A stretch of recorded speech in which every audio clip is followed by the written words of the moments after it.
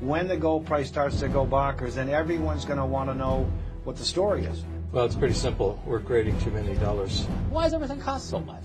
I'll tell you why things cost so much. Just like you said, they keep printing this stuff more and more, but all the time. All the time. And one characteristic about a country that debases its currency and goes to a paper currency, the currency always self-destructs. It always ends. Gold and silver do an accounting periodically throughout history. It's really exciting to see this. They automatically revalue themselves when the public wakes up, and they catch up to all the currency that's been produced. To me, I've been saying this for a number of years now, silver is the biggest opportunity I have ever seen. In 1980, it took 1,000 ounces of silver to buy a single-family median-price home. That day will come again, but it's probably going to be less than 500 ounces. You want to buy a single-family median-price home outright, no payments, no down payment, 100% cash flow, put $8,000 aside today. You're going to be able to do it in the future. Silver. It's just history repeating. In silver. Silver, I'm sorry. Don't Silver. hold cash. Right. Cash Gold is good too, but it won't perform as well. Is trash. Exactly. Repeat after me. Cash is trash. If you can understand that one, your whole paradigm will shift. So what's the good news?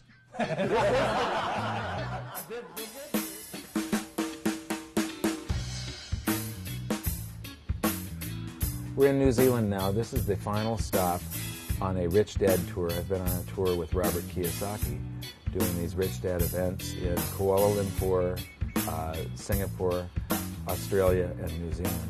Yeah, what an incredible ride and what an incredible view. New Zealand is absolutely incredible. Auckland is beautiful. This opportunity isn't going to last for long. There are these brief moments throughout history that go by, you know, as far as historic time, they go by in the blink of an eye, where the safest place to be, the place where people run to protect their financial well-being during economic crisis, gold and silver. They have been the safe haven for your finances for 5,000 years.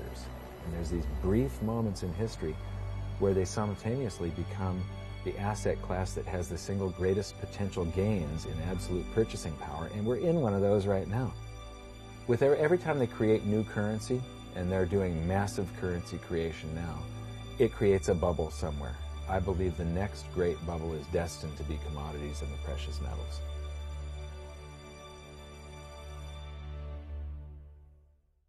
And what's amazing is I left with a bunch of these sort of ugly pieces of paper with pictures of dead guys on them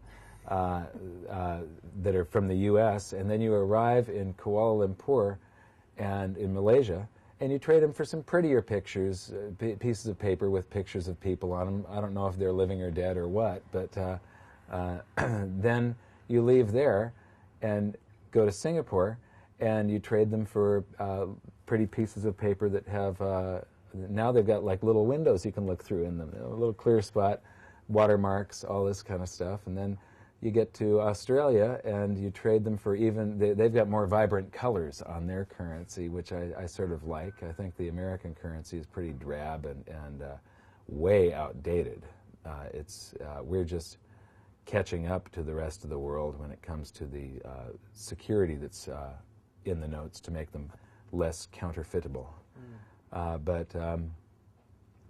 then come to New Zealand and trade them again for different pieces of paper. And what cracks me up is governments are sitting there cranking out this stuff on a printing press, just laughing all the way to the bank, and we actually work for this stuff. I mean, we really work our asses off our whole lives for this stuff that they're just cranking out, at a tremendous rate here. And it transfers our true wealth is measured in our time.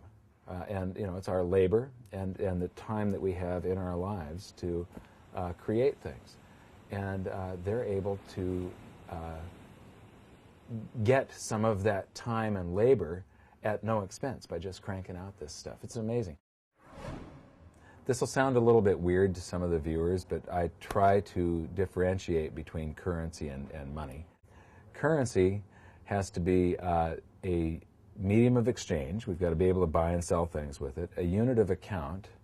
It's got to be portable, divisible, which means you can make change, durable, and then something called fungible. Fungible means that each unit is interchangeable. A dollar in my pocket buys the same amount as a dollar in your pocket, no difference to them. Money has to have all of those attributes, plus it has to be a store of value over long periods of time. If this is sunk on a boat, in a ship, now, or it was 500 years ago, you dig it up, it has tremendous value. There will be numismatic value plus the real value of gold. This sinks, you put it to the bottom, and who cares? You know, this loses probably 5 to 10% a year in value. It's amazing. It was a long road and series of very small transitions to get here, but basically, you know, we used to use gold and silver, and then they come out with representations for gold and silver. All the currency in the United States and in most countries was redeemable for gold or silver at one time. In the United States, our currency used to say there have been deposited with the Treasury of the United States $100 in gold coin payable to the bearer upon demand. You go into any bank, slap down your currency on the counter, and ask for your money, your gold and silver, and they would give it to you. Then, you know, we were on something called the classical gold standard that started in about 1873 in Germany, and by 1900, almost every country on the planet was on this gold standard, where you had a certain amount of gold in the treasury, and you created a certain amount of notes that equaled the amount of gold in the treasury. So it was a 1-to-1 ratio. It was fully backed.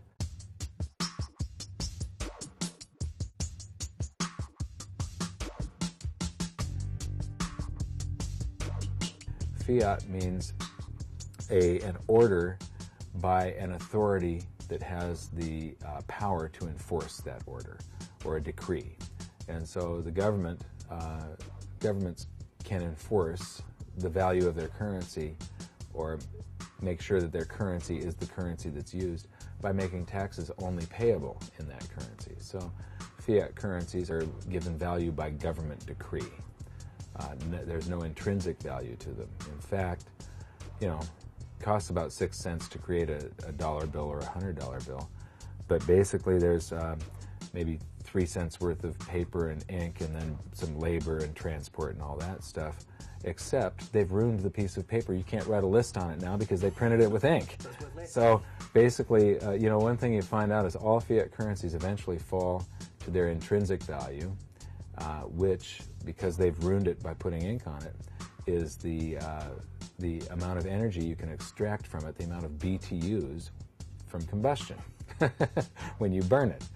And you saw that during the Weimar hyperinflation. People used the currency as fuel to heat their house. Currencies have been backed by oil, by gold and silver, by land. As soon as you remove something that you can't, something that puts financial constraint on them, where you can't just print as much of it as you want, the currency is pretty much doomed. It's beyond astonishing. And if it wasn't for the horrific effects, it would be more ludicrous. It would be actually comical that we could stand up and have some fun with it. But it is actually horrific. When you look back in history for the last 3,000 years, every episode of this kind of silly crap ended very, very badly. You can see them repeating the same stupid mistakes today. And those mistakes, you go through history and you see something that's happened 100 times in the past, and then you see them doing the same thing to our currency supply today. The same, you know, in the U.S., the deficit spending is out of control. And the currency creation, if you, well, we'll put up a chart of base money in the United States. So it's a chart of the cash in circulation, currency in circulation, plus the deposits that the commercial banks have at the Federal Reserve. And it took 200 years to go from $0 in existence, paper dollars, to 825 billion paper dollars that exist. And then it took just a few months to go from that to about 1.75 trillion. And that was with the Bear Stearns, Fannie Mae, Freddie Mac bailouts. And then we had, in March of 2008, and I'm sorry, March of 2009, they announced another $1.2 trillion dollars worth of, and part of that is actually purchasing bonds directly from the Treasury. Now, when they do that, that's just printing currency. That's like just running the printing press. But so the total comes to about 3 trillion paper dollars that will exist very shortly here. That's an I mean, from 825 billion to 3 trillion is an expansion of almost 4 times. I mean, it's just ridiculous. So there will be more this printed than ever before, which means the dollar keeps coming down and other things keep going up. And that's really what's going to happen. It's predictable. And eventually this will go to its true worth, 0. So all of you savers out there and people trying to save this trash, you're going to lose big time. They just type them into a computer, the dollars. They don't have to print them anymore.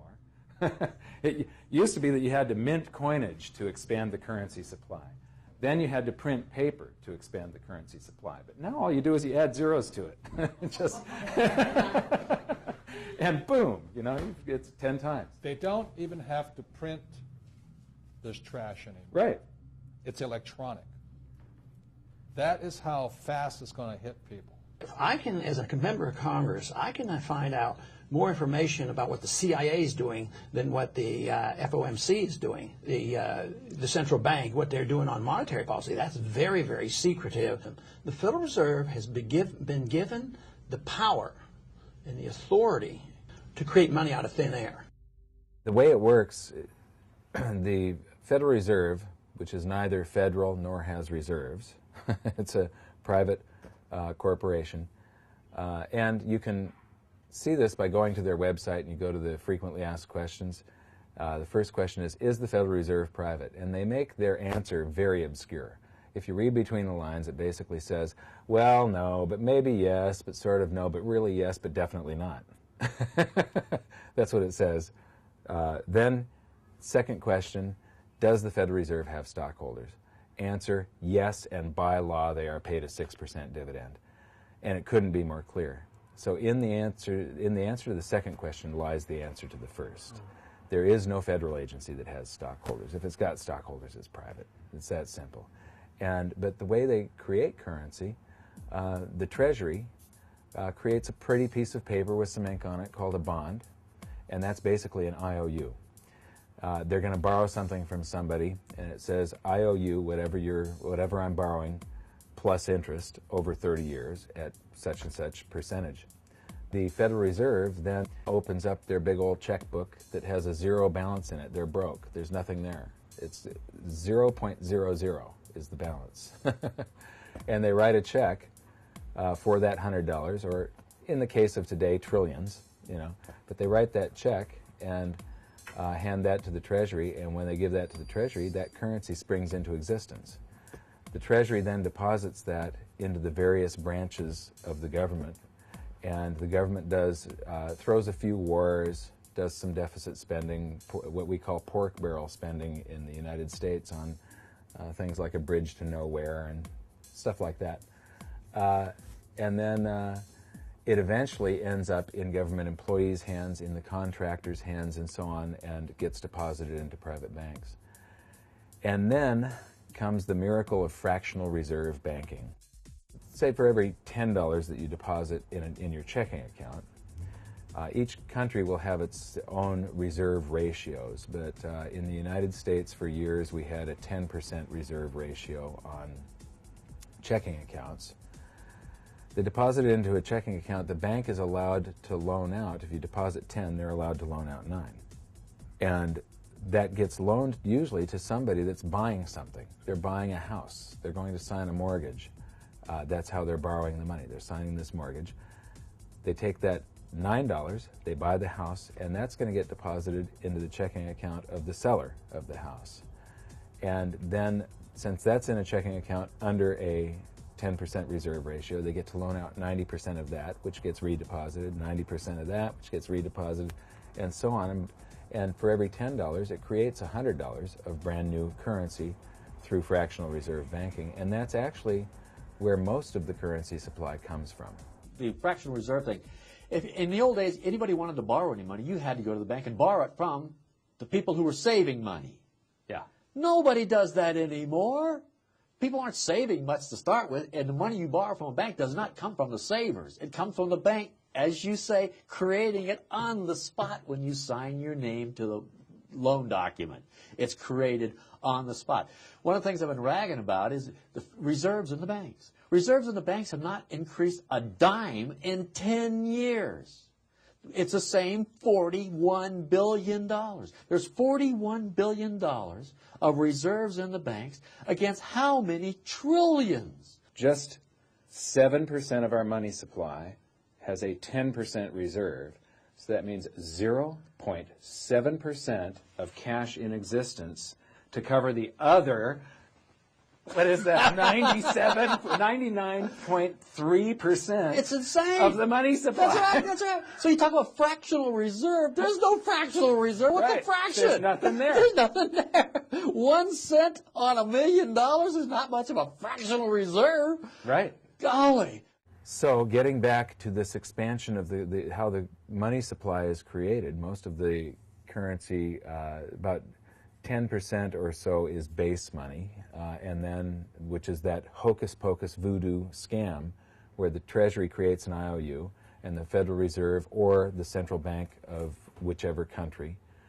So depending on the country, it'll be the Ministry of Finance and then their central bank, which may be labeled Reserve Bank or something like that. And really, when that central bank writes a check is really an IOU too, right? It's an IOU cash, and you can take it to the bank and redeem that check for cash. So they swap IOUs, and currency springs into existence.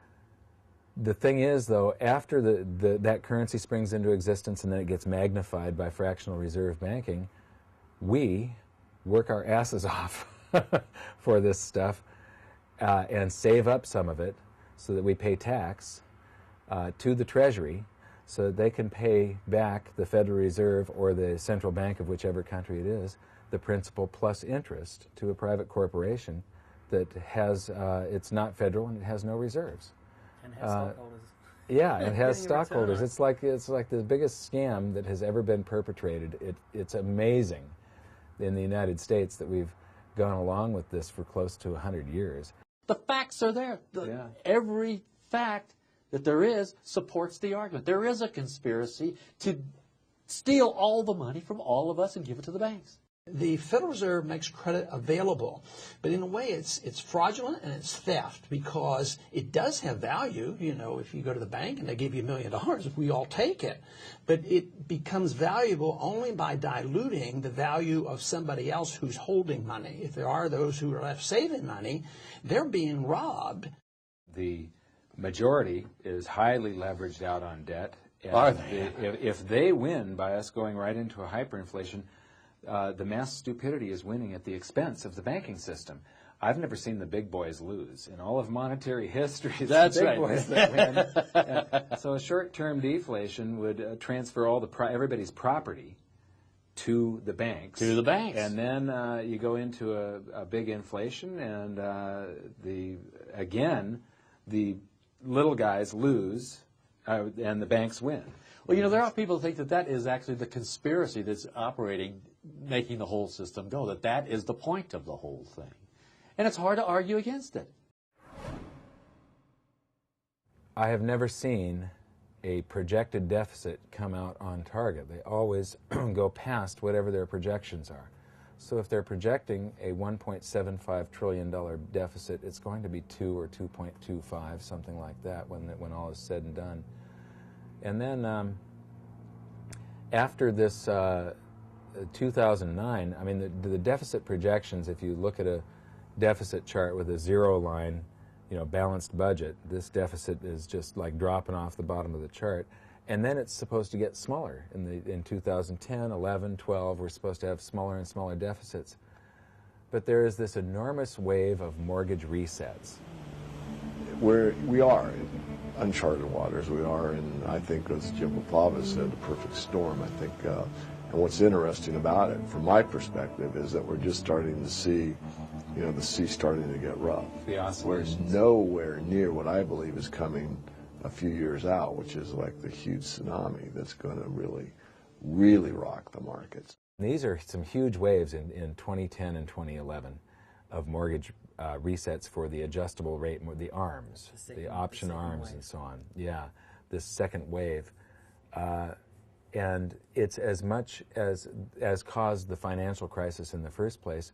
This time, though, they're probably not going to allow these people to go into foreclosure. What they're going to do is bail them out, which means the deficit spending is just going to get worse in 2010 and 11. They can't do a thing about this. It's too late. It doesn't matter. What matters is how smart you are now. If you think these guys are going to save your family, I think you're in for a sad, rude awakening. I mean, it's one thing to say the federal budget is in deficit, but every year there's supplemental appropriations go far beyond that. So basically, we're running $600 billion a year in debt every year just to fund the excesses. They claim that the budget deficit is 200 and something or 318 billion. According to the budget. All you have to do, though, to see what the real deficit is what did we owe last year and how much do we owe this year? That's right. And it's about $600 billion. I think it's 750 billion. Oh, is that much now? Oh, man.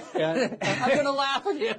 Makes your head spin. It's beyond, just makes your head explode that this can't be right. Why are we the only guys that seem to understand this? And they're borrowing money. They're going into the end game now because the money they're borrowing is starting to go exponential. It's doubling at a quicker and quicker and quicker rate. And there comes an end game where you're borrowing so much money each year to pay the interest on the borrowed money. That's right. That you have to go into hyperinflation. Yes. The exponential curve thing is one of the things that's always bothered me. That's a problem with exponential curves. They sooner or later go straight up to infinity.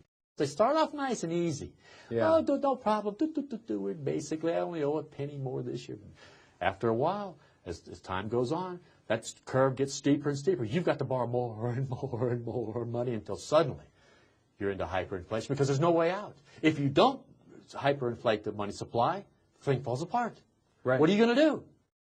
Well, throughout history, whenever societies create a whole bunch of units of currency, they start off with a certain amount of money in their society, gold and silver, and they come out with representations of gold and silver, like paper notes or debased coinage, where you're mixing it with copper. And they increase the currency supply.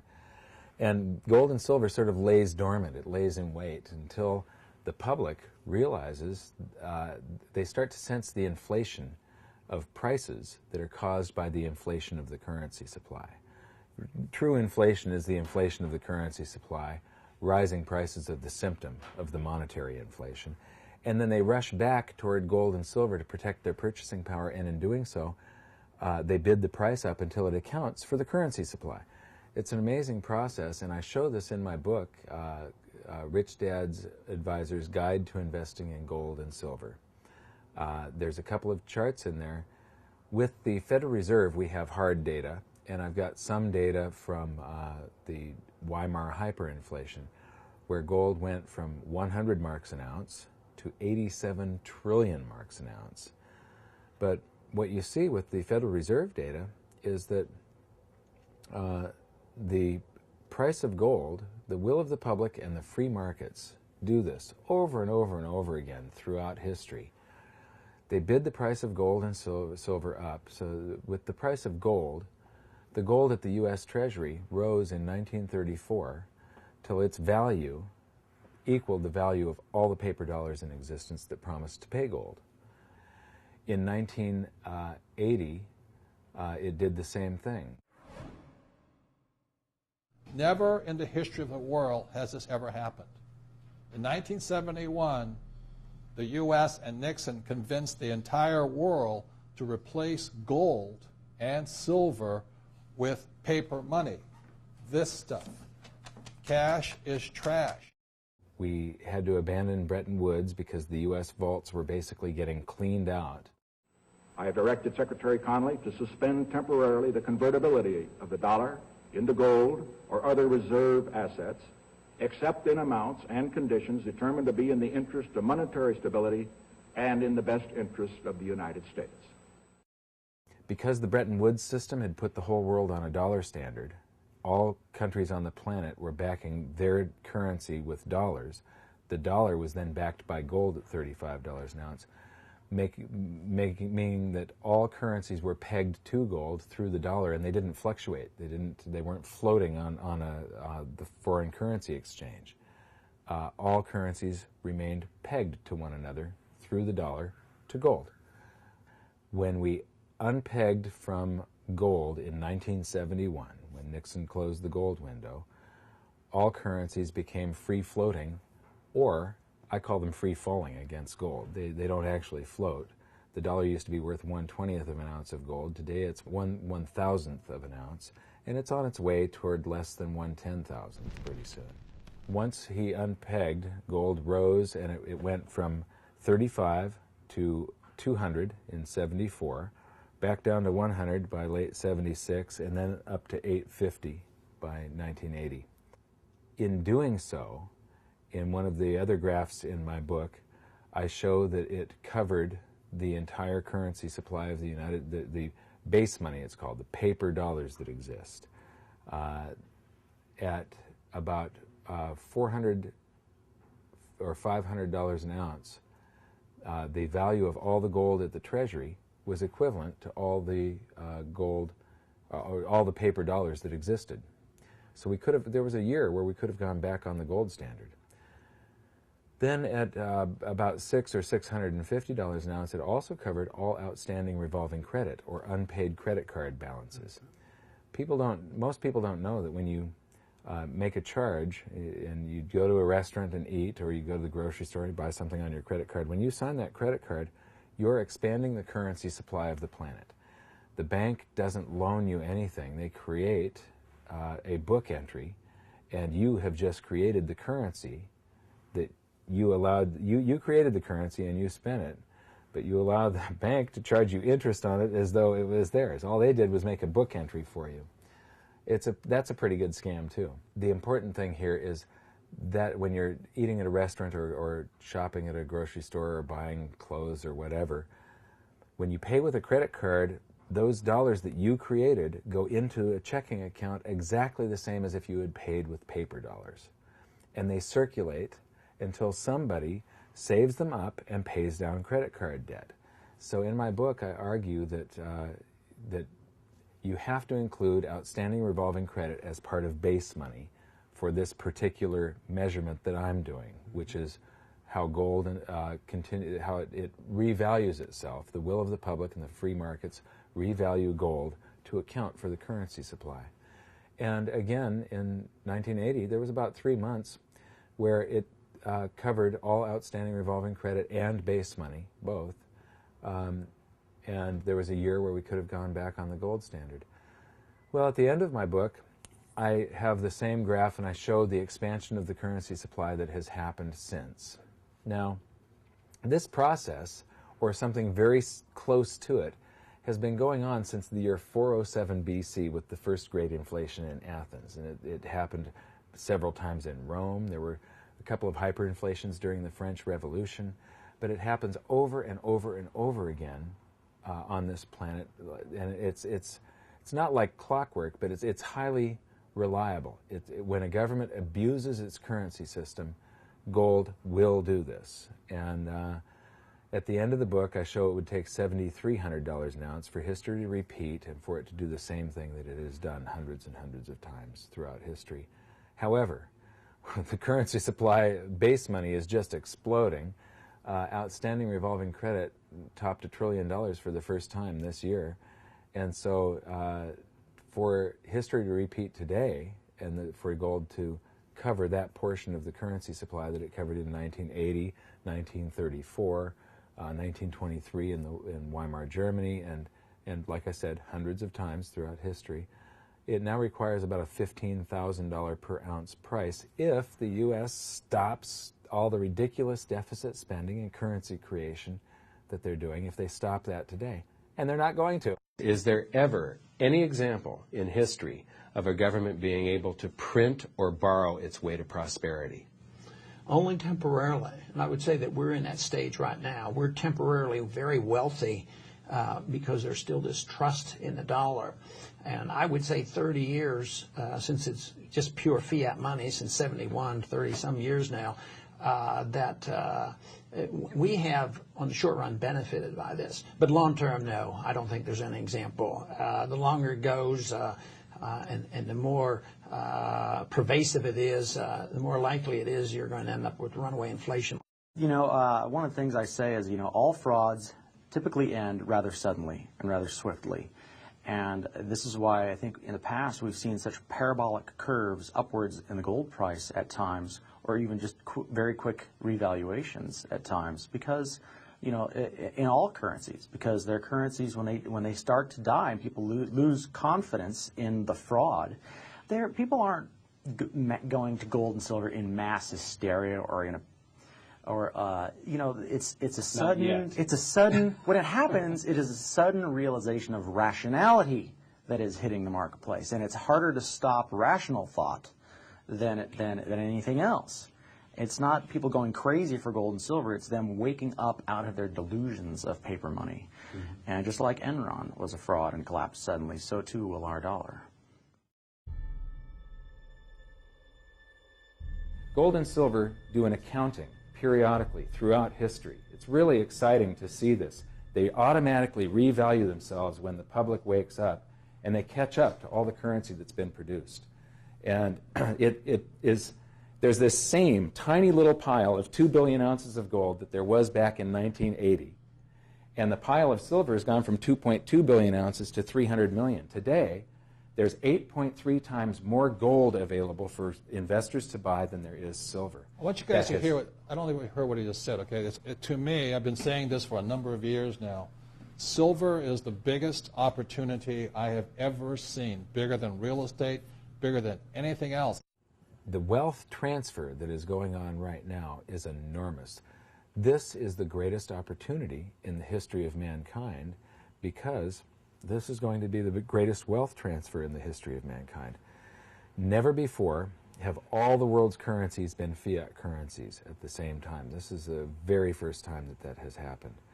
And gold being a freely traded, separate commodity / money. Right now, gold has begun this accounting again, although this time it's going to be worldwide, and this time there's a blizzard of paper right now. All that paper throughout history tries to come and land on this same tiny little pile of metal periodically, and the pile of silver is 1/10 the size roughly that it was in 1980, the last time that silver hit $50. Today it's $15 roughly. Silver is just one of the most undervalued things that there is. There's so little of it today. The past 3-4 years or so have seen the above-ground supplies of silver measured, if you're measuring it as a percentage of usage rates, how much we're using.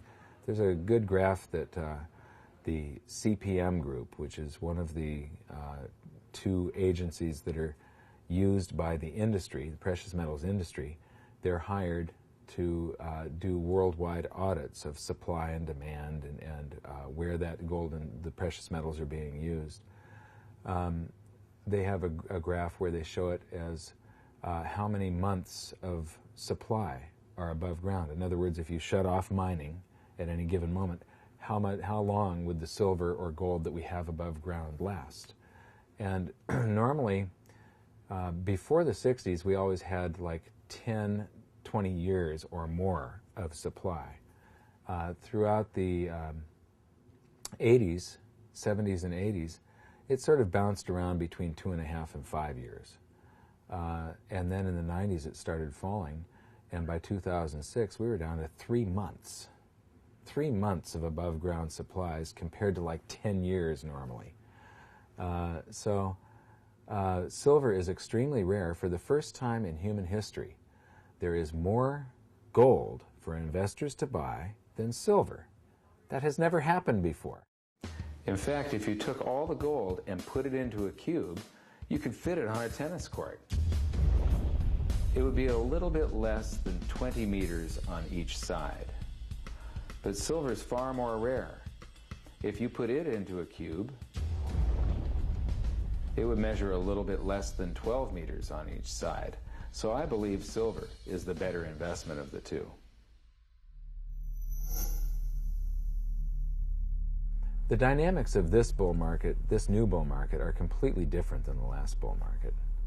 In the last bull market, I mean, who were the people that drove gold up to $850 and silver to $50?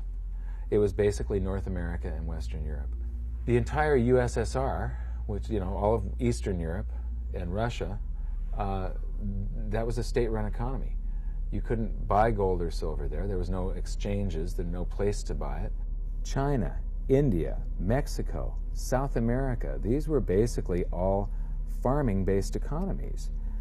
These farmers didn't have any excess currency to buy gold and silver with, and even if they did, there were no exchanges in these countries either, so it couldn't have affected the worldwide spot price. Today, the entire world can buy gold and silver, and there are billionaires in all of those countries, and you got things like the Shanghai Stock Exchange. You know, this didn't exist back then. We are the first to offer silver bullion as an investment opportunity. The price for the first batch of the bullion is set very low, close to the cost of the raw material. The investment threshold is not high, and it is more suitable for the general public. Silver is much cheaper than gold. So there will come a day where all of the things like the information that silver is more rare than gold, that's going to become common knowledge. Right now, it's not 1 in 10,000 people that know this. But there's going to come a day where the majority of the people that are interested in investing or markets or have a retirement account, if they've got anything, you know, if they're not starving people in Africa, they are going to know something about gold and silver, and they're going to find out that silver is more rare than gold. Where do you think the price is going to go then?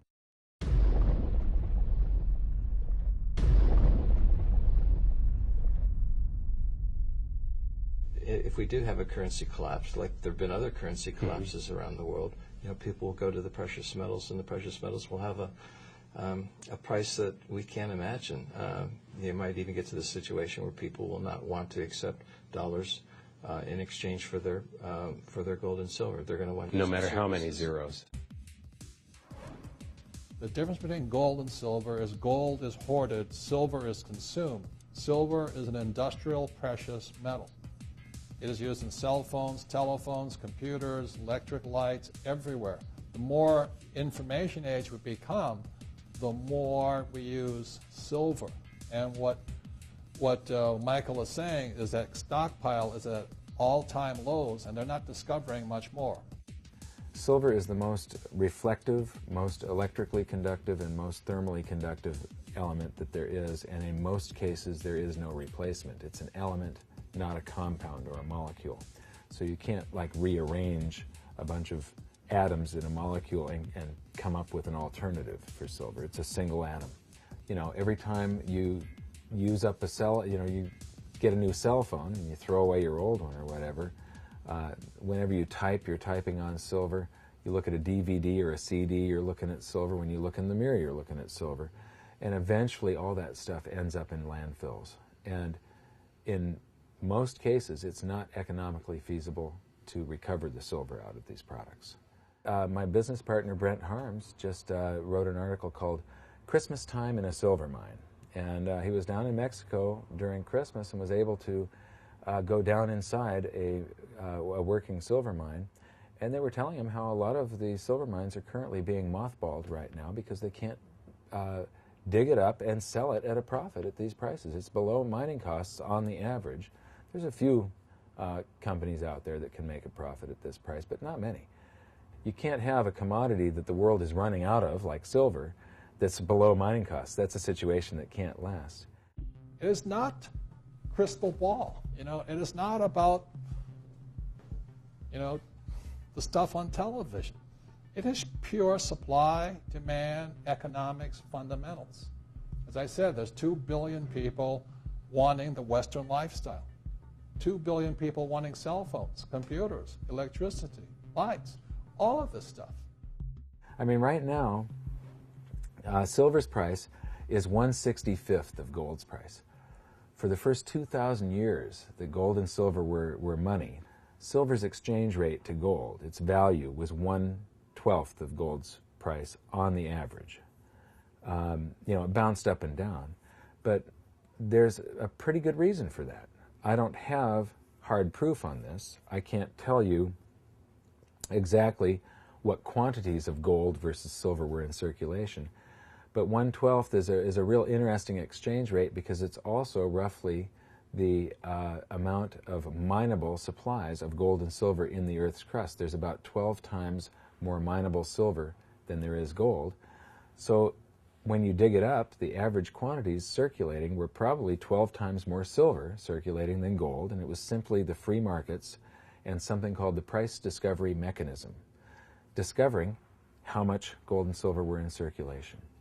I use farmers in Florida as an example because that's where a lot of the oranges are grown in the United States. So a farmer in Florida, they grow too many oranges one year, and the supply goes way up, and demand is still down here. Price has to fall until orange juice goes below apple juice and enough people switch over to drinking orange juice so that supply rises to meet demand. The next year they have a freeze and supply goes way down here, and then prices have to go up high enough to bid those scarce oranges out of the farmer's hands to make demand fall to meet the supply. And it's a marvelously efficient mechanism that is completely brainless, mindless. It's the total sum of all the transactions that go on in a society. Two people trying to strike a price on something. And so I believe that the reason for the exchange rate for the first 2,000 years was simply the price discovery mechanism, finding out what quantities of gold and silver were available. Well, right now, there's silver's value is 1/65th of gold's value, yet there's about 8 times more gold for investors to buy than there is silver. This doesn't add up. The free markets will adjust this. Like I said in my book, right now, if they stop creating currency today, that means that gold should go to $15,000 an ounce. But silver, I believe it should go down to at least the 10-1 ratio. It should overshoot. Whenever anything gets way out of whack to one side, when it overshoots the mean, when it reverts to the mean, it overshoots. And the further out of whack it is, the further it overshoots. If silver goes to the logical 10-to-1 ratio, that's $1,500 silver. That means you would have a gain of 100 times on silver versus only 15 times on gold. And if silver should remain more rare than gold even in the peak. So there is a possibility that you could see silver, it's within the realm of possibility. I'm not saying it's going there, but silver's price could be higher than gold's price, and that could be by multiples. It's possible that you could see silver at 5 or 8 times gold's price. The theory here is that because of the scarcity of silver and scarcity giving real things value, this could be worth as much as or more than gold during a super mega spike that could and should happen to induce more silver mining. This opportunity isn't going to last for long. It's going to be there are these brief moments throughout history that go by, as far as historic time, they go by in the blink of an eye, where the safest place to be, the place where people run to protect their financial well-being during economic crisis, gold and silver.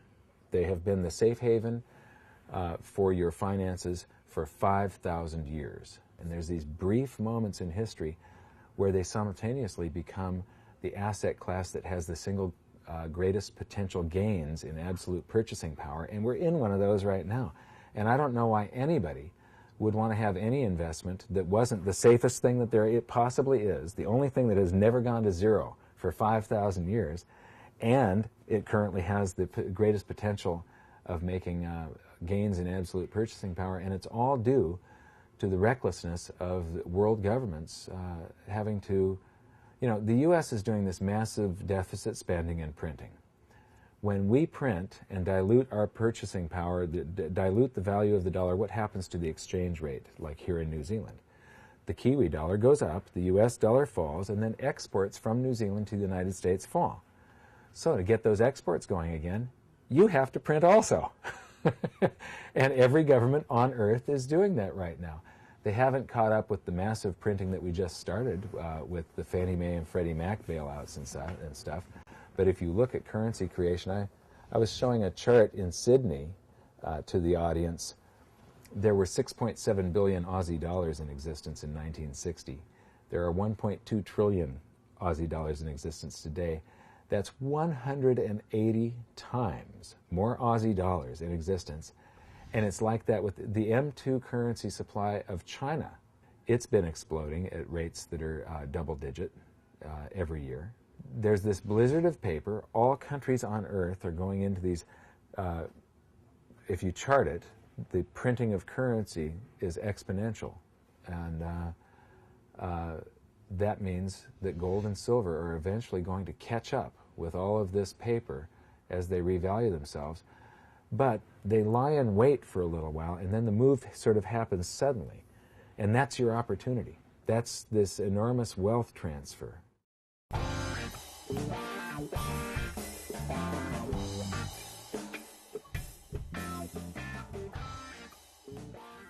It really took this economic crisis for people to start waking up.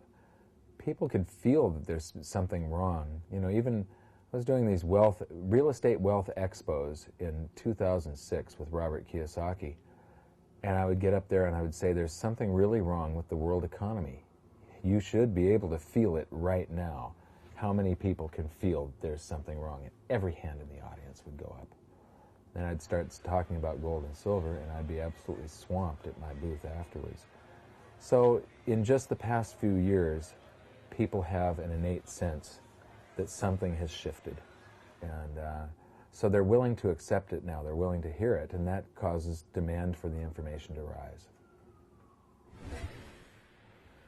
The internet is the whole reason that instead of 1 in 10 or 20 people knowing the Federal Reserve is private, now it's 1 in 3. This is one of the things that is going to make gold and silver just explode. You know, markets always do this, like I said, first phase, second phase, and the final blow-off top. That blow-off top is going to be huge. You have basically about 10 times the population that can actually go after gold and silver, each with 10 times more currency. And then if you look at the number of investors in each population, back in 1980, we were just coming off of where you had company-run pension plans in the United States to the individual retirement accounts. You had a few bewildered investors that really didn't know what they were doing and had their broker do things for them. But then we had the NASDAQ bubble in '99, and everybody got a trading platform and became a day trader. Then you had the real estate bubble, and everybody started flipping real estate. There's probably in each population at least 10 times more investors. So you've got a factor of 10 times more people, each with 10 times more investors in each population, each with at least 10 times more currency. So you've got that's 1,000, a factor of 1,000. This is going to be huge. And then you couple that with the speed of light. I mean, today, instead of waiting for Walter Cronkite to, turn on that vacuum tube TV set and wait for it to warm up, and then Walter Cronkite tells you the price of gold, today, an investor in Mongolia picks up his Apple iPhone, gets the price of gold, and places a trade right there. It's a different world. The internet changed everything. What you're going to see happen this time around is something different than what happened in the 1970s. And look at it from this point of view. Back in the 1970s, the U.S. was still the largest creditor nation in the world. Now we're the largest debtor nation in the world. We didn't have this mountain of derivatives hanging over the banks back in the 1970s like we do today. There are other uncertainties. We didn't have the huge trade deficits that we in the 1970s that we have today. We didn't have the huge levels of federal government spending in the 1970s like we did today. I mean, in the late 1970s, it was the Soviet Union that was bogged down in Afghanistan. Today we're bogged down in Iraq.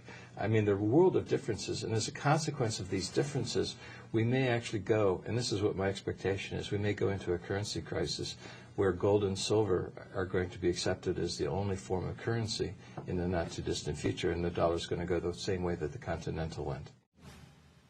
I think Ron Paul has had a huge effect, especially on the awareness of the Federal Reserve. And as a byproduct, he's created an awful lot of gold and silver fans because, you know, people in the United States are discovering that, you know, it's in our Constitution that only gold and silver can be money in the United States, and that the Federal Reserve notes are illegal, unconstitutional money that we're not supposed to be using. The reason why is the currency that founded the United States, the Continental dollar, the first dollar of the United States, went to zero in a hyperinflation because the Revolutionary War was basically funded solely on deficit spending. They were just printing the currency and spending it. It started out at trading at a 1-1 ratio with the Spanish mill dollar. This is before the U.S. silver dollar existed. The Spanish mill dollar had the same weight of silver in it as a U.S. silver dollar. And it fell to where by 1779 it took 1,000 continentals to buy a Spanish mill dollar. By 1783 they were toilet paper. So having just been through a hyperinflation, the founders of the United States of America they saw the damage it does, how it wipes out what we would consider the middle class. But it wipes out any holders of paper currency lose all their purchasing power to the holders of real money. And so Ron Paul has brought about a big recognition of that. I really like Ron Paul, and it's a shame that I wanted him to be president, but at the same time I didn't want him to, because he would get blamed for all the stuff that's happening that's really the fault of all of the previous presidents, but basically George Bush Jr. and Alan Greenspan. They're the ones that are really to blame for the mess that we're in. And the American public themselves for allowing themselves to be taken for this ride and just going along with it. What do you think the founders of this country would say? I mean, if Thomas Jefferson or Andrew Jackson came back today and took a look at what has happened to their country, to this system that they laid out in the Constitution, what would their view of what our society is, what would it be? Do you think they would describe us as socialists, as communists? Yeah, but they might want to arrest us and put us in prison, especially Congress. Because, you know, what was interesting on the monetary issue, the Monetary Act of 1792, the first one after the Constitution, said that if you participated in counterfeiting, that you could get the death penalty. And to them, counterfeiting was printing notes that were worthless. Bills of credit. Because they knew what it was like when the Federal Reserve notes. when the Continental dollar went to zero, and they knew what runaway inflation was. And I'm sure Jefferson and others would say, "Look, don't you remember? You know what happened?" So if they instituted the death penalty for counterfeiting, he would say, you know, in a moral sense, this is what we've done. We have legalized counterfeiting. You and I can't counterfeit. Fortunately, that's still against the law because it's fraud. But why is it that the government's allowed to do what we're not allowed to do? The price is definitely being suppressed. The evidence is in the Commodities and Futures Trading Commission reports. There's a guy named Theodore Butler who has been following this for years and exposing the manipulation, so my hat is off to Ted Butler. Metals leasing is something that's existed for a long time, and originally it was done for some very legitimate purposes. If a mine is having a labor dispute, or there's a mine collapse, or for some reason they're out of production, and they've already sold forward, they've got contracts to deliver metals in the future, they can fulfill those contracts and not lose those customers by leasing gold or silver from somebody that has a stockpile of gold and silver and fulfilling those contracts, and then replacing the gold or silver, paying back out of their production later on. Refineries can do the same thing. But there's been some gold and silver leasing that is for less than legitimate purposes that has been done over the past several years, where a bullion bank will lease gold from basically the government. It's probably coming from the Federal Reserve. We don't have hard evidence on any of this, but if you look at GATA.org, that's the Gold Antitrust Action Committee, so GATA.org. This is a group of commodities analysts and attorneys that have done a spectacular job of compiling a body of evidence that is just so overwhelming that any sane person that looks at it comes to the conclusion that the world's central banks have been doing this process of leasing gold and selling it into the markets to suppress the price, and that there's probably only between 40 and 60% of the gold left in these central banks, that somewhere between 40 and 60% is already in private hands. It's been sold into the markets to suppress the price. The government or the Federal Reserve or somebody with access to gold will lease it to a bullion bank who then sells it on the open market to push the price down, and then they take the proceeds and they'll buy options or futures, and then they take the balance and invest. They used to invest in U.S. Treasuries that were paying like 5%. The lease rate was like at 1/4%, and they get to pocket the spread. So it's basically free money with no risk.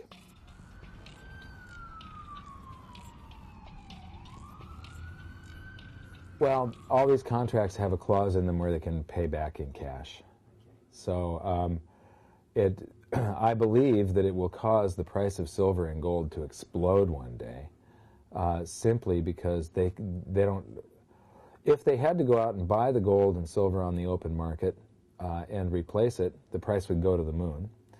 But even if they don't, if it's exposed that that gold and silver isn't there, that there's a whole lot less of gold and silver in the world than people thought there was, that's also going to make it explode. So it doesn't matter. They're getting caught in one of the world's most gigantic short squeezes. And one day we will see these prices just absolutely explode.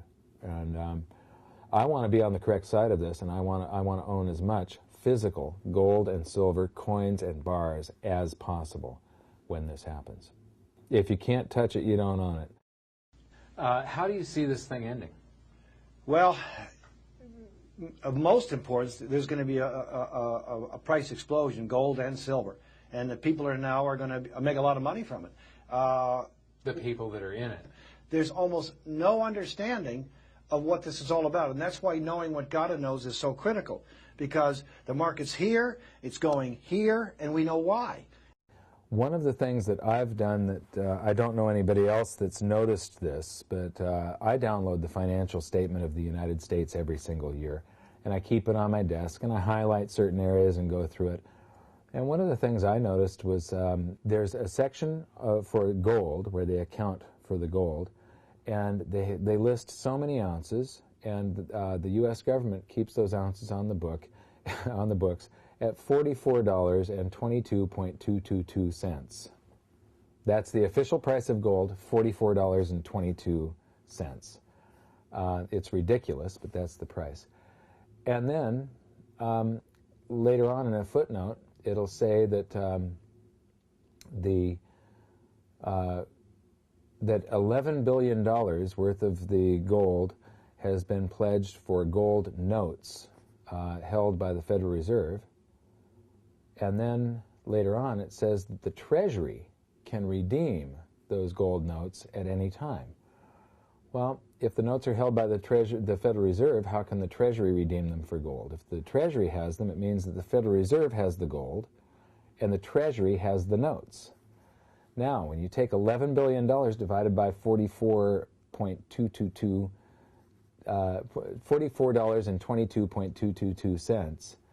it turns out that the U.S. only had $11,500,000,000 worth of gold at that price, and $11 billion of it has already been given to the Federal Reserve, a private agency with no oversight, and they don't have to account for anything. And the Treasury, who does have to account for something, keeps that on their books with an IOU. You know, basically they've got these gold notes, these IOUs, gold, back someday. Then you look at it was somebody, I can't remember the guy's name, but James Turk is a gold analyst that one of the people that writes to him showed that the U.S. Treasury in June of 2007, or maybe it was May of 2007, they changed the way they hold gold on the books. It used to say gold in storage, and that was changed to gold and gold receivables, including loans and swaps where applicable. And it's all accounted for as one line item. It's a single number. So they're keeping track of accounts receivable and inventory as a single number. This is illegal accounting. Any public company that does something like this would end up, people would end up in jail. This is the type of accounting that caused Enron to crash. And the U.S. government appears to be doing this same thing. So the gold from the U.S. Treasury has been given to the Federal Reserve. We know that we see these lease rates. If you look at the supply-demand fundamentals and you look at price action, the way things add up, there's more gold sold into the market every year than comes from mine supply by a significant amount. That excess gold has to come from somewhere. And this group of attorneys and commodities analysts at GATA have done a spectacular job, and I believe everything they have to say about the gold manipulation. And this is what gold leasing is, a large part of the manipulation. The other half of this manipulation, I believe, is the exchange-traded funds. If you're going to invest in gold and silver, please investigate these things totally for yourself before putting a dime into them. Take a look at their Securities and Exchange Commission filings and take a look at their prospectus and read them with a very suspicious eye as to how could these people cheat me. These were armies of the world's best attorneys that worked for the world's largest banks that crafted these documents. And what you're going to find is that most of these clauses will have a word inserted into them somewhere that will either give the clause two meanings, the opposite meaning from what you think it's saying, or no meaning. Also, the entire gold community pretty much has come to the conclusion that these entities are simply another means of manipulating the price of gold and silver. What better way to keep gold from rising than to suck up the majority of the investment capital and then not buy gold with the proceeds? You can make it mimic the price action of gold with futures and options, not real physical gold in bars. If they had all the, if GLD, for instance, that's the ticker symbol for the gold fund, GLD, if they had all the gold, had accumulated all the gold that they say they have, gold should be at far higher prices than it is today. And that's one of the things that all of the precious metals dealers see that is very, very suspicious. So our belief is that they don't have the gold and silver they say they have to back them. And they've written in clauses like in the SLV fund, the silver fund, which is also called the iShares. There are clauses written into their prospectus and their Securities and Exchange Commission filings to cover these things. Things like under certain market conditions where illiquidity exists, the price of the iShares might diverge from the price of silver and fall. Their silver is held in exchange vaults. So how could their pile of silver be worth less than the pile of silver next to it? This is what I want to know. The reason for having this clause is if they were not buying the gold and silver that they say they are supposed to be, and then that is exposed, there would be a rush out of that fund. The price would go down, and it would diverge from the price of silver and fall. And so they've just covered their butts so that nobody goes to jail. Also, with regards to the exchange-traded funds, I can't understand why anybody would take the most private investment that somebody can possibly make. When you buy gold or silver, like when you buy from me, it's a private investment that's just between you and I. Government isn't informed that you've got precious metals, but if you deal with these exchange-traded funds, you're taking that ultimate private investment and you're handing it back over to the banks that have caused this financial meltdown in the first place by gambling with your deposits. You're also making it so that it depends on the performance of a counterparty. You've got the bank that is going to have to, when you want to redeem those shares, you sell on your brokerage account, and then the bank and the brokerage house have to both perform and credit your account, and then you can write a check against it finally. When you've got gold and silver, you can walk into any precious metals dealer and sell it. When we go into a blow-off top, I guarantee you that people would love to trade their home or their car or whatever for precious metals. So that happened back in 1980. It'll happen again. Like I said, everything is waves and cycles, and the great news is that the greatest wealth is created in the shortest period of time when we're going back through these crises. The first phase of any bull market is sort of a stealth phase where it's quiet accumulation. Then the second phase is usually the longest duration and the greatest growth. And then the final third phase is a blow-off top where the market just goes vertical. You remember the NASDAQ in the last 3 months of 1999. It just went vertical, and the public, everybody rushed into it, and they all got slaughtered. The herd always comes rushing in at the end, and they always get slaughtered. And that's the time you want to sell. You don't want to hold on to gold and silver forever. You want to hold on to it until a median price single-family home costs less than 40 ounces of gold or less than 500 ounces of silver, and then you want to trade your gold and silver for real estate, cash flow real estate. Yes, it was like 816, I think, would buy a single-family median-price home. Except there was a lot more silver, and we weren't in as I don't think that bubble is going to be anything compared to this next bubble. So in my book, I said it wouldn't surprise me to see less than 500 ounces of silver by a single-family median-price home, which is pretty amazing because you're talking about setting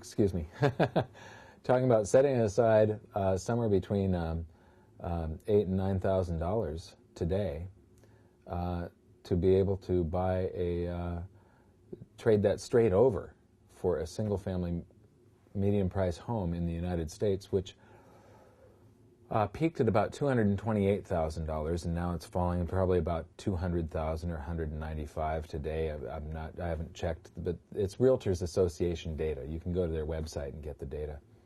But you know, if gold goes where I think it's going, and silver goes to the 10-1 valuation, which is entirely possible, it could be that just a couple hundred ounces, like 200 ounces of silver, buys a single-family median-price home. So, you know, each 100 ounces is only $1,500–1,600. So you're talking about... Sometimes when I say these things, I can't believe I'm saying them. But they're just entirely logical things. And it's just, yeah, and it's stuff like this has happened before. But it would be like you'd set aside $3,000, $4,000 today in silver and trade it for a home someday in the future. And I don't think it's going to be that long. It's going to be probably between 2 and 5 years, maybe a little bit longer, 6 years, 2015 at the latest, I think. It just, you know, that's what it feels like.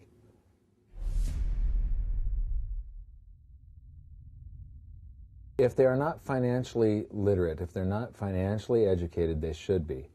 You know, I'm with the Rich Dad team, and Robert is a big real estate investor, but he gets cash flow real estate, and he gets it in the right sectors. I mean, you know, he moved out of Class A properties several years ago and started moving into B and C rental properties. This is working class properties. These are apartments that rent for less than $500 a month U.S. You know, that's where he's at. Well, with the whole popping of the real estate bubble, everybody that gets foreclosed on has to live somewhere. So right now there's this huge shortage of his type of real estate and high demand. So if you know what you're doing, real estate is still an excellent investment. But for the uneducated investor, yes, get out of your real estate and get into precious metals as soon as possible. I am not a gold bug or a silver bug. I'm a cycles guy. This is the cycle right now for commodities and precious metals, and all you have to do to prove that to yourself is take a single-family median price home and divide it by the price of gold, a barrel of oil, a bushel of wheat, a ton of iron, a pound of copper. And what you'll find is that real estate and stock markets have been falling since somewhere between 99 and 2001, depending on what you choose to measure it with. But they have been going down against anything tangible. They have, and people think that they've been going up, but people always chase yesterday's news, and that's what they're doing right now. They're chasing yesterday's news. You know, I've been just very, very consistent since 2002. I've been preaching and buying precious metals, and there's going to come a time when it's over with, and when I won't be able to honestly go out and look somebody in the eye and tell them that precious metals is a good investment. And instead, I've set up my business so that I'll be able to tell them that, no, precious metals isn't a good investment. Get out. It's time to buy real estate. It's time to buy stocks. So the main thing, get a financial education. Get financially literate. And right now, we're in the portion of the cycle that's the easiest. Gold and silver are just really, I mean, they're good investments, but at the same time, they're dumb investments. They don't take a lot of financial literacy to, I mean, you buy them and you sit on them until they're overvalued, and then you sell them and buy something else. So they don't take a lot of work. It takes more of a financial education to be a landlord or to be in the stock markets or the currency exchanges or something like that. This takes a lot of talent, knowledge, and maintenance, where with gold and silver, you know, you buy it. The hard part is selling it when the top, where is the top, you know. I can measure those things, and I have a team of researchers that's their job, is every day, is just to try and figure out how to measure this stuff so that we can pick the top and get out of it.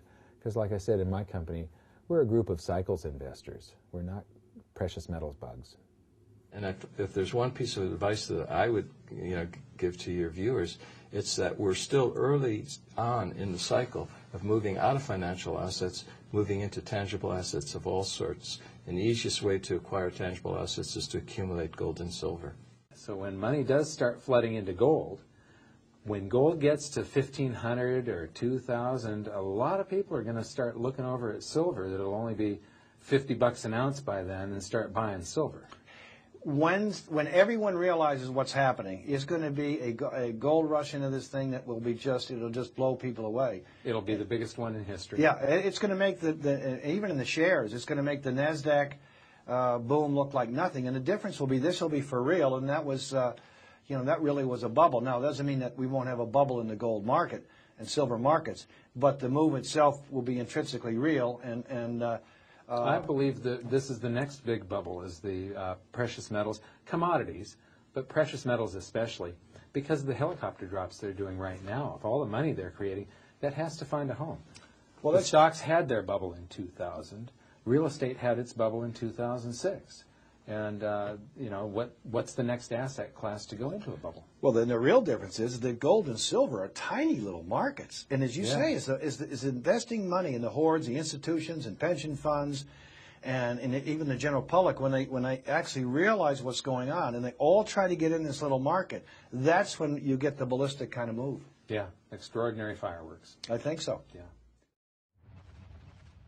Well, like I said, there are these brief moments in history where the safest place to be, the safe haven investment for every second of the last 5,000 years, the only thing that has never gone to zero and can't go to zero, every stock can go to zero, that for these brief moments also becomes the place with the single greatest potential gains in purchasing power.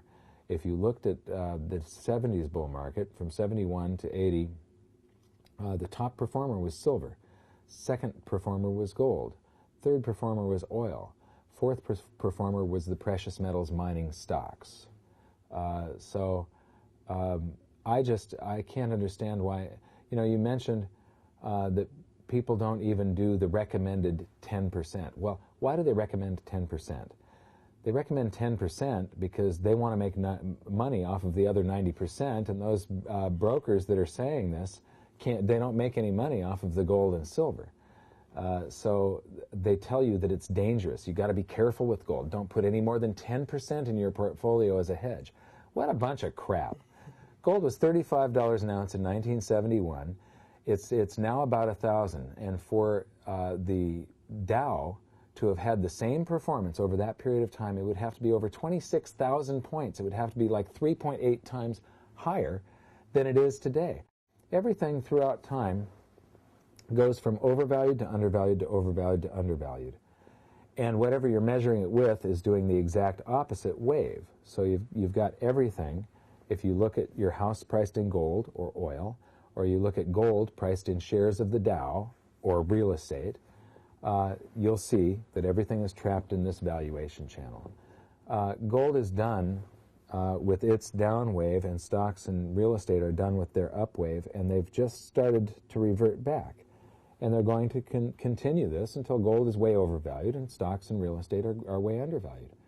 And then it's time to get out of your gold and silver. But, we're in this period where governments are abusing their currencies worldwide, and gold and silver are going to account for all of this.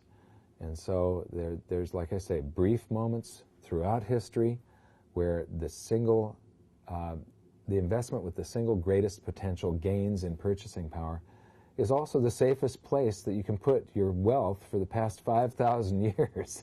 And I'm not going to let that pass me up, let me tell you. I absolutely went 100% into this, and I believe it absolutely, and I will follow what I believe. Thank you.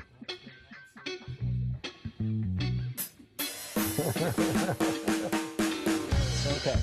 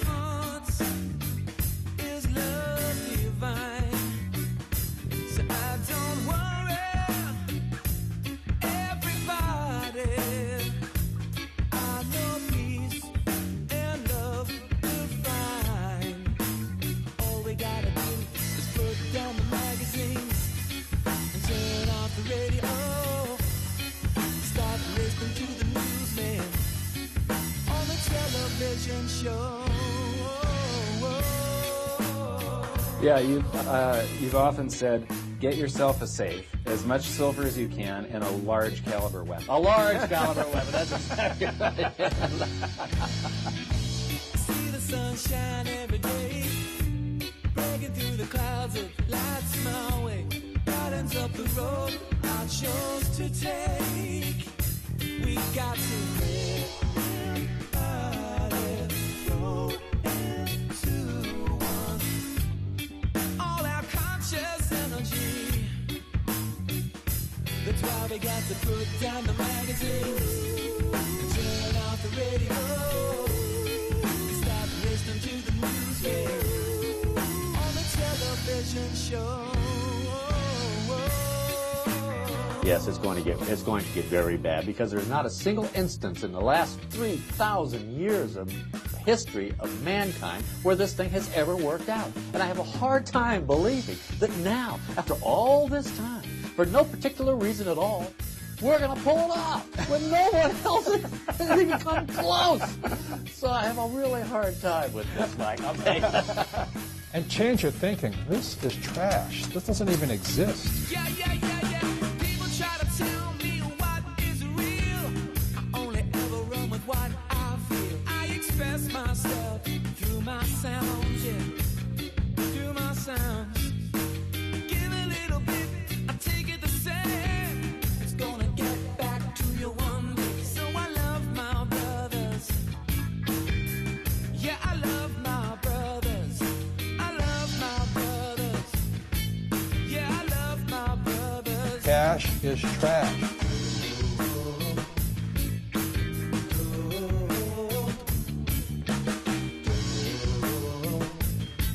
Don't you be that fool.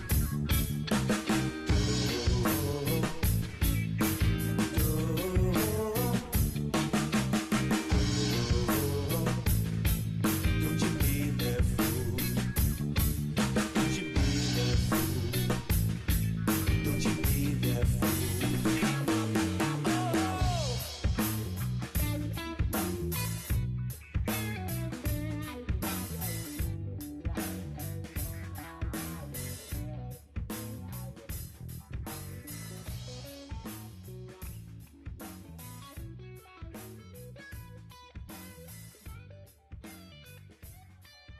Ultimately, though, and this is where I find a sense of optimism, ultimately, though, the marketplace rules. And that's why I'm optimistic that this will all be sorted out. Take, for instance, in the 60s, we all knew that $35 an ounce wouldn't hold for gold because we knew they printed too much money. But the authorities, the central bank and the Treasury and everybody got behind supporting gold, at the dollar at $35. You're talking about the London gold pool now? The gold pool and the pseudo gold standard of Bretton Woods. Yeah. And this is when I became a true believer because I read Austrian economics and I said, it won't work. And boy, August 15, 1971, the Bretton Woods collapsed. And of course, gold took off. So the market ultimately rules, even though under today's circumstances, a Bernanke or a Greenspan, very, very powerful. And they might, I'm sure they are trying to manipulate the price of gold, and they're always trying to manipulate the value of dollars, and the people are deceived, and the world plays this game that the dollar is as good as gold, and it's a reserve currency. So we have this wonderful benefit in this country of printing gold. It used to be you had to earn the gold, and then if you spent it, you had real money. But now the world has been deceived.